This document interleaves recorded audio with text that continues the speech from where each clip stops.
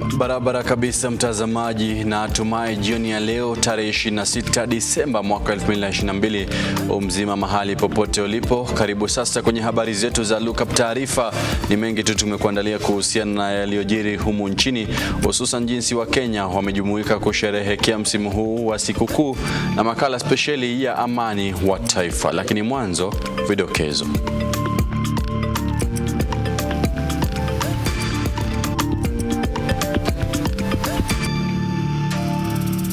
Baadhi ya Wakenya wahisani na makanisa washerehekea Krismasi na familia maskini.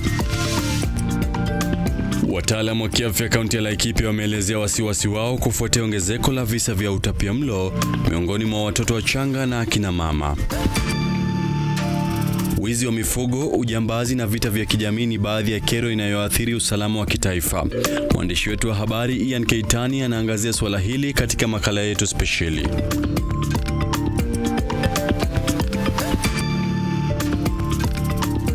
Mtazamaji, mimi kila wakati utaniita Sami Adika, mtafsiri kwenye meza ya ishara ni Josephine Oko. Tufanye mtagusano kwenye mitandao yetu ya kijamii Facebook na Twitter @Lookuptv.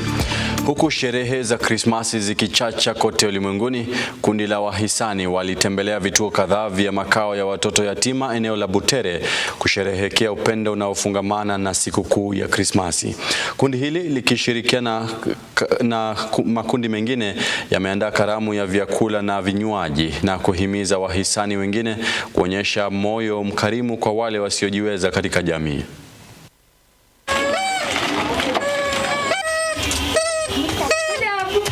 Watoto wengi wanatoka jamii zisizojiweza na baba zao na mama zao wengi wamekufa kwa virusi vya HIV/AIDS. So ni wakati mwingi huenda kama kwa matanga, ninapata hiyo jamii, unaangalia unapata hii, au watoto hawataweza kusoma. Na kwa vile mimi mwenyewe sikuwezeshwa kusoma vizuri, niliona nisaidie hao watoto ili wapate elimu. Watoto ambao wamesoma, wamepita mitihani, tutaweza pia kuwasaidia. Kwa hivyo nawahimiza wasitumie mapato yao yote kusherekea, kununua nini hiki na hiki, bali waweke kidogo ambacho itasaidia watoto, sawa watoto kwa shule, kwa sababu elimu ndio msingi wa mambo yote katika maishani mwetu. Maanake ukiangalia vituo kama hivi vikifungwa, wale ambao wana tabia mbaya ni wachache sana. Lakini sasa ukiangalia watoto kama hao wadogo, wataenda wapi? Hawana nyumbani mahali pengine. So wito wangu kwa serikali ni wasaidiwe wale watoto wanaenda pale, manake kama hawa ni watoto wameanza kukua hapo wakiwa wadogo, hakuna penye wataenda. Utaona chokora watakuwa wengi katika hii Kenya.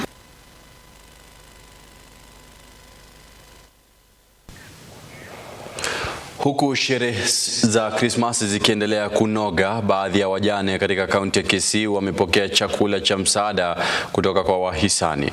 Akizungumza katika hafla hiyo iliyofanyika katika kanisa la Pefa, kiongozi wao Rebecca Museti amewapongeza wahisani hao kwa kuwakumbuka wajane katika jamii na kuwasaidia kwa vyakula, hususan wakati huu wa hali ngumu ya maisha.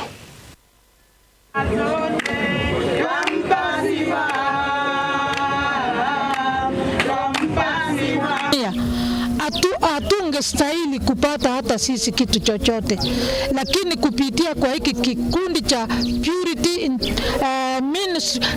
International Ministries kimetuweka pamoja, at least kimetusaidia, tunaweza kutembea vizuri kwa sababu tumekula, hata tuko na mafuta ya kuweza kukaangia mboga, hatungeweza kukua.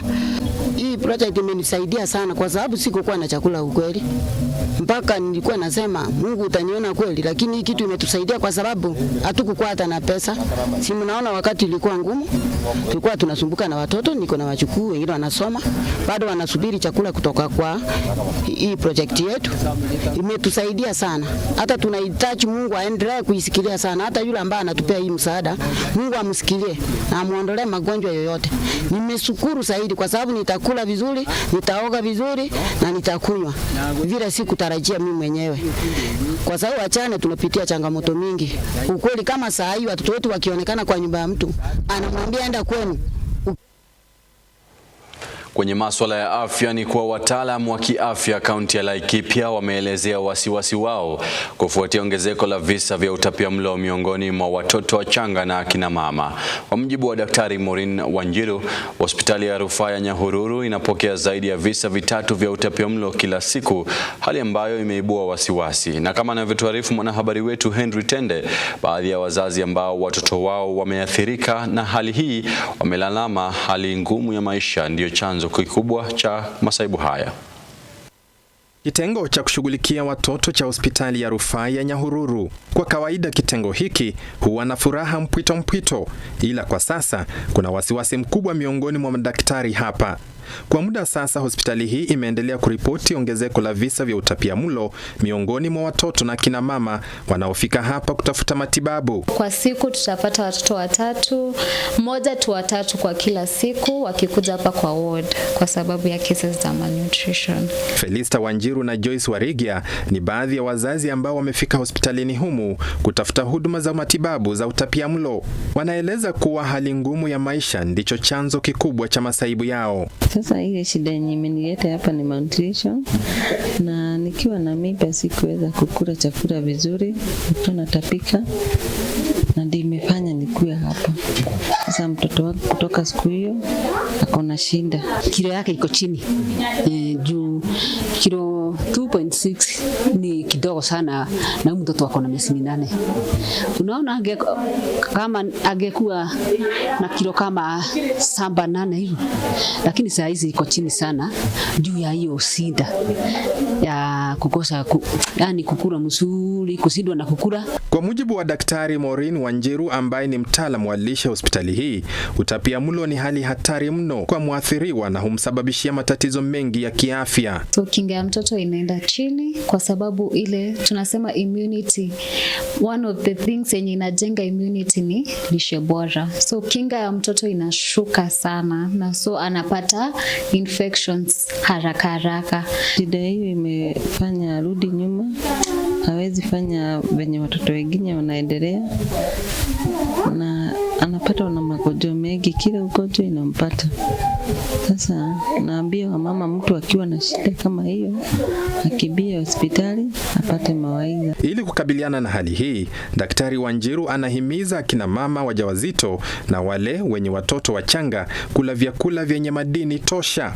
Ya kwanza ni kukula vizuri, na by kukula vizuri na maanisha a balanced diet. Na balance tunasemanga sisi kama nutritionist, kitu ya kwanza ni kuwa na ile chakula ya nguvu yenye ni starch. Na starch ni vitu zote kama mchele, vitu za unga kama chapati, kama mkate, vitu ambazo zinatoka chini kama ndoma, ngwashe, vitu kama hizo. Klasi ya pili tunasema ni proteins. Proteins inajenga mwili, inasaidia zile cells kumultiply na kurepair any damages. So proteins tunasema ni aina mbili, kuna za mimea na za wanyama. Matumaini sasa ni kuwa hali ngumu ya maisha nchini itabadilika ili Felista na Joyce na kina mama wengine waweze kuwapa wanao lishe inayostahili. Henry Tende, Lookuptv. Sasa tukielekea kule kaunti ya Kiambu ni kuwa viongozi katika eneo bunge la Lari, kaunti hiyo ya Kiambu, wameisuta serikali ya kaunti hiyo pamoja na serikali kuu kwa kile wamekitaja kuwa kuzuiliwa kupata maji safi. Wakiongozwa na mbunge Mburu Kahangara, wabunge hao wamesema kuwa maji yao yamekuwa yakitumiwa na watu kutoka kaunti nyingine. Mmechimba borehole Roromo ni kwetu. Hiyo maji mmebeba, mmepeleka kwengine, hata yule yako hapo kwa borehole hana maji. Unachimba shimo, si kweli? Don't have water. How? Tuko na Fadhi dam hapo, maji imetoka hapo inaenda Deia. We agree fine wale wakunywe maji, lakini why aren't we benefiting with these services ambazo zinatoka kwetu? We are the ones who are conserving the forest. Na ndio mito imetoka kwa msitu, lakini sasa ikifika wakati wa maji, go to Kiage hapa chini. Watu wanaenda kuchota maji na punda na mitungi. Maji itoke Roromo, tuwapatie pale Kifagare, jenga tank hapo, teremsha maji escarpment na Kiage. niyo mto ndio unapata ndio imepita huku na ndio you expect the communities here ndio wanatumia maji direct from the river, so you can now get the kind of things that they are consuming, and I think that's something that you need to be looked into, and now that you have the CC or environment kwa county, some things to do with the enforcement with the pollution, that's another entity which is belong to the national government, and I think that is something that needs to be looked into. Naam, kwingineko washukiwa wawili wa wizi wa pikipiki eneo la Loitoktok wanaendelea kupokea matibabu hospitalini baada ya kupewa kichapo cha mbwa kwa kushiriki wizi wa pikipiki na kuziuza nchini Tanzania. Chifu wa eneo hilo akiwaomba wakazi kutochukua sheria mikononi mwao.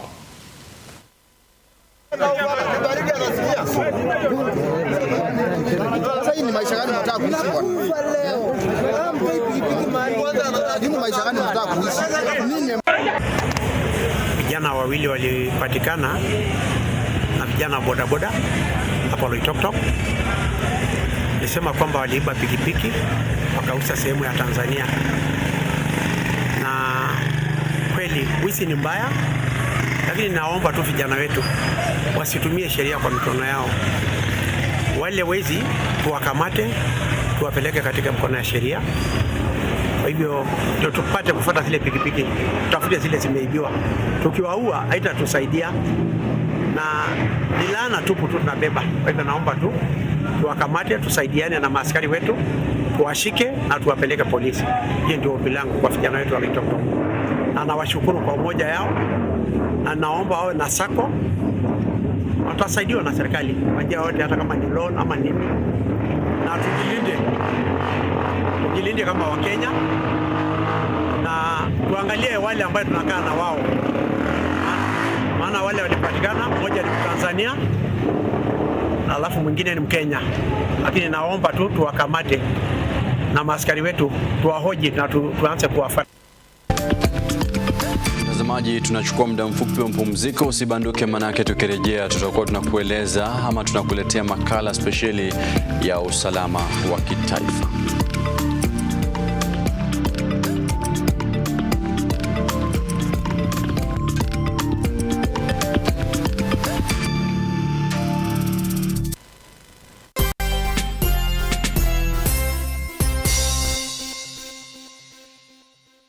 I want to thank you for walking the journey with us. Dear customer, my name is Patrick Mushoki, Mahiga Homes Director. Mahiga Homes is all about customers. Right now, we are preparing to do our 10th handover, and we are also, as a company, celebrating 5 years in business. 5 years is a very long time for somebody to be in the same business. We cannot be here if you never believed in us. And that's why as a company, we pride ourselves for having you. Construction or real estate business is never easy. 2022 has been a year of mixed fortunes. We have seen our economy being stretched beyond the limits, or what some people would say the economy has been erratic. But our dear customer, you have stood by us, with us and for us. The number of calls that I receive from customers encouraging me to carry on and doing what is right, they normally give me a lot of strength. And that's why I celebrate you, and I feel you are the most important part of me. Whenever a customer comes to buy a house from us, there are two angles to it. The customer will look at me and wonder whether I'll be able to finish the houses. But equally, I am there wondering, now that my customer has done a deposit, will my customer be able to finish paying that house? So you see, our worries is the same. But through God's help, and through us, both of us are working, we are able to construct and come to such a level like where we are today. My dear customer, we can never take this for granted. And that's why we keep on praying God that He can continue strengthening you, strengthening our company, so that we can keep on providing the housing solution for many. It is never easy, and that's why I say keep on praying for us, just the way we keep on praying that you as our customer can be able to finish paying.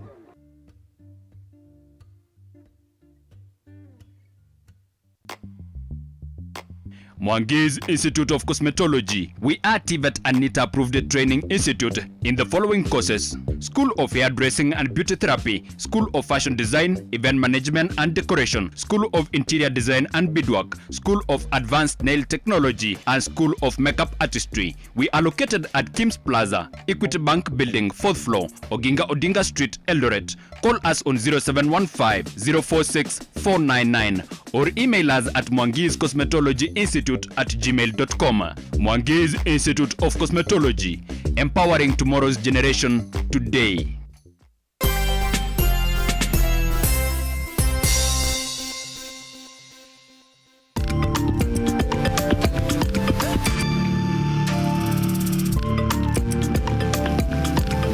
Karibu tena, unaendelea kuitazama Lookup taarifa.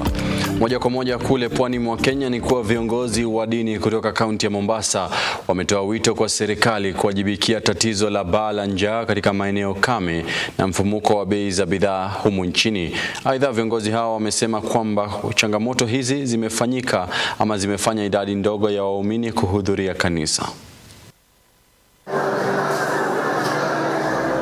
Tunatazamia na tukuuliza serikali pia iangalie mambo ya mafuta, iangalie sana, iteremshie ili mwananchi aweze kuwa na gharama kidogo ya chakula. Krismasi ni sisi tunafanya. Hata kanisani nimeona makanisa hakuna watu, lakini ukienda kwa bichi utakuta watu. Na ukienda utakuta wengine hawana habari. Lakini ilikuwa hivyo, hata kule wachungaji walikuwa makodeni wakichunga mali yao, ndio walitokewa na malaika. Wale waliokuwa wamekodisha nyumba na wakajaa mpaka Yesu akazaliwa kwa holi, maana si kwamba Yusufu alikuwa hana pesa. Hawa hawakuwa na habari. Hata sasa kuna watu hawana habari, hawajui ni nini. Na wajibu, na ningeuliza sisi kama wachungaji tuwaelezee na tujaribu kuwasungumuzia watu waelewe maana ya Krismasi. Sherekea tukio, atusherekei siku. Kwa hivyo tujue kabisa kana kwamba Kristo amezaliwa katika maisha yetu. Watu wote wa Mombasa na Kenya yote kwa jumla tunawatakia Christmas njema yenye mafanikio. Na watakieni nyote Christmas njema na msherekee mkiwa mnajua kwamba Kristo alizaliwa siku ya leo ili atuokoe maishani mwetu katika utumwa wa shetani. Wizi wa mifugo, ujambazi na vita vya kijamii ni baadhi ya kero inayoathiri usalama wa kitaifa. Mwandishi wetu wa habari Ian Keitani anaangazia swala hili katika makala yetu spesheli. Usalama umekuwa donda sugu hapa nchini kwa muda sasa. Maeneo ya bonde la Ufa yakiwa yameathirika zaidi kutokana na ukosefu wa usalama na wizi wa mifugo. Janga hili likiendelea kuwa tatizo haswa kwenye maeneo la bonde la Ufa. Swali ni je, ni nini imechangia kuongezeka kwa visa vya wizi wa mifugo? I think basically the issue of banditry or rather insecurities in Turkana or in counties of Turkana, Baringo, West Pokot is basically a matter of resource scarcity. In my own opinion, that is what I opine that maybe that could be the reason. Basically, in those counties, there are some counties which are more endowed with the more natural resources that our people are waiting for. Mwaka 2022 ukifikia kikomo, Kenya imeshuhudia zaidi ya visa 100 ya wizi wa mifugo kote nchini. Kaunti ya West Pokot, Samburu, Baringo, Turkana, Kajiado na Elgeyo Marakwet yakiwa tu ni baadhi ya maeneo yaliyoshuhudia visa vya ukosefu wa usalama. Mnamo Februari mwaka huu, basi za shule zilishambuliwa eneo la Tot, mwanafunzi mmoja akipoteza maisha yake huku takriban wanafunzi 15 wakijeruhiwa. Visa hivi vya uvamizi katika maeneo ya West Pokot na Elgeyo Marakwet yakihusisha wizi wa mifugo. Daktari Lishetu aliongeza kuwa sharti serikali ifanye uhamasisho katika maeneo hayo ili kuondoa dhana ya kuwa wizi wa mifugo ndio nguzo kuu ya maisha. The traditional way of life means that they are surviving on livestock. Unless we change the core where we actually remove them from livestock and focus on other socioeconomic well-being. If we don't do that, we can't solve the problem, because there's no way you'll actually deny these people livestock yet you don't give them alternative. Haya yanajiri huko waziri wa usalama wa ndani Profesa Kithure Kindiki akitoa onyo kali kwa hizo mifugo kote nchini kuwa serikali itakabiliana nao kadri ya uwezo wake. Wale watu wote katika hii kaunti ya Samburu, Marsabit, Turkana, West Pokot, Elgeyo Marakwet, Baringo, Laikipia, Isiolo, wale watu ambao kazi yao miaka nenda miaka rudi ni kuiba ng'ombe za wengine na kuua wananchi, niko hapa leo kuwaambia mkome mara moja. Haya yote yalijiri huku Rais mstaafu Uhuru Kenyatta akitoa makataa kwa wezi hao mara si moja, lakini licha ya hayo visa vya mashambulizi na wizi wa mifugo yaliongezeka. Eneo bunge la Tiaty, kaunti ya Baringo, limekuwa uga wa wizi wa mifugo, ikikisiwa kwamba wezi hao udhaminiwa na wanasiasa. Mnamo Mei mwaka huu, takriban watu 10 walipoteza maisha yao baada ya wezi wa mifugo kushambulia kijiji cha Chebinginyi na Ngataruko, eneo la Baringo Kusini. Wezi hao wakiiba ng'ombe zaidi ya 50. Kaunti hizi zikikumbana na kutoimarika kwa uchumi. Aaron Nanok alielezea kwamba ukosefu wa usalama unaathiri uzalishaji, jambo linaloathiri uchumi vilivyo. I mean, you cannot produce food in an insecure area. You cannot even go to the farm. You might have the resources that you need to, what they call factors of production, but because you are insecure, you cannot even go to your farm and so that you can produce some food for your household and even for the community. To me, it is one of the major contributing factor to the underdevelopment of those areas. Baada ya kuchukua hatamu za uongozi, Rais William Ruto alitoa makataa kwa wezi wa mifugo eneo la Bonde la Ufa, haswa kaunti za Baringo, West Pokot, Elgeyo Marakwet na Turkana. Mimi nilishawaambia kazi hiyo ya kukoroga amani, kupiganisha wananchi, bunduki left, right and center, hiyo kazi tutaikomesha. Wawache hiyo kazi kwa hiari, na kama hawatawacha kwa hiari, watawacha kwa lazima. Licha ya Rais William Ruto kutishia kukumbana na wezi hao mifugo ana kwa ana, wiki moja tu baada ya kuingia afisini, maafisa 8 wa polisi pamoja na raia 2 walipoteza maisha yao kwenye mashambulizi eneo la Turkana baada ya kuvamiwa na wezi wa mifugo. Attacked a police vehicle, killing 8 police officers, a chief and 2 civilians. Hawaamini kwamba serikali iko. Sasa mimi ninasema kwamba kama serikali inataka kuonesha ama kuconvince Wakenya kwamba serikali iko, wahakikishe kwamba bunduki za serikali zote ambayo imechukuliwa Tiaty, hiyo bunduki irudishwe.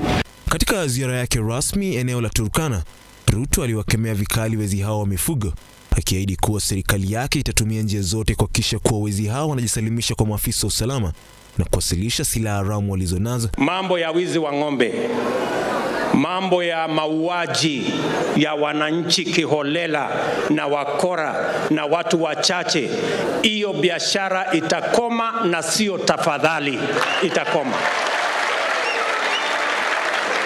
Mumenielewa? Na tafadhali waambie wala wanaendesha hiyo biashara. Mimi nimesema leo nikiwa Turkana, watafute kazi nyingine, kwa sababu hiyo haitawezekana tena katika taifa letu la Kenya. Kwa mujibu wa Daktari Likaka Lishetu, mbinu za kukabiliana na ukosefu wa usalama ni serikali kuhusisha wakazi wa maeneo hayo, kwani kila eneo lina mahitaji na changamoto tofauti. One of the things in terms of addressing challenges in society, it will not mean an eye for an eye. There must be an alternative. There's what we call proactive means and reactive means. There's no way you'll say, fine, they're using guns, therefore we can also use guns. Remember the great GSU officer who actually talked to the young people in 2007 when they're actually demonstrating in Mathare. Even alternatives should be found by providing an avenue for negotiation, agreeing using local means, and having localized problem. My biggest problem is that Kenya is not one homogeneous country. So it will require that there is need to have localized solutions. Yes, we have the constitution, we have the law, but how you'll handle issues around Baringo is not the way you handle issues in Kajiado. Tetesi zikiendelea kuibuka kila kuchao kuwa baadhi ya wanasiasa ni wadhamini wa wezi hao wa mifugo, kwani silaha wanazotumia ni za kisasa, na Nok alielezea kuwa baadhi ya wanasiasa wamehusika katika shughuli hizo za wizi wa mifugo, huku Daktari Lishetu akidai kuwa wafadhili wa majambazi hao ni watu wenye misuli ya kifedha katika jiji kuu la Nairobi. I'm told I have some information that there are people who are behind most of the banditry attacks. I'm reliably informed that there are politicians who are on cattle business. They therefore supply some of these cattle to the Kenya Meat Commission, and therefore to me it's a business that someone is buying. There is an element where the political leaders play a role, not necessarily in terms of funding, but when politicians will want to play to the whims of the community by coming closer to say we are protecting our people or our people are being harassed. That is how it automatically translates that the politicians have a role to actually solve the problem and provide a way forward. Because if politicians hold meetings and guide the young people, provide alternative, generally young people will not be involved in crime. Who are the real caterers? The actual best in Nairobi. They're the people who make all the arrangements, and then the young people in the village implement their deal. Biashara ya mifugo baina ya mataifa ya Afrika Mashariki ni baadhi ya sababu tu zinazochangia wizi wa mifugo nchini. I will entirely speak of for example Uganda and Kenya. I think to me it is something that I have some reservations, but I think there's some shreds of truth in it, because what the information that I have is that some of these bandits, they even cross the border, they get the ammunition from the other side of Uganda, and even the ones who are in Uganda, they even raid Kenya and then they take the animals. For example, the corridor that borders Kenya, that is Uganda, Turkana, South Sudan. To me, most of these bandits, for example, the one that from Turkana, West Pokot, Baringo, there's some reliable information that they even get the ammunition from Uganda. Therefore, there is some shreds, there's some elements of people commercializing the business of banditry in East Africa. Huku serikali ya Rais William Ruto ikishika kasi, swali ni je, Rais na Waziri wa Usalama watatekeleza ahadi walizotoa kuhusiana na kupigana na wizi wa mifugo?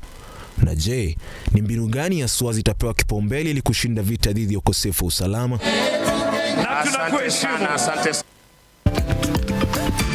Makala hayo ya usalama wa kitaifa na Ian Kitani yanatufikisha tamati mwa habari hizi za Lookuptv taarifa jioni ya leo. Mtazamaji, mimi kila wakati utaniita Samia Dika, mtafsiri kwenye meza ya ishara ni Josephine Oko. Shukrani za dhati kwa kuendelea kuichagua na kuitazama Lookuptv. Uwe na usiku mwema.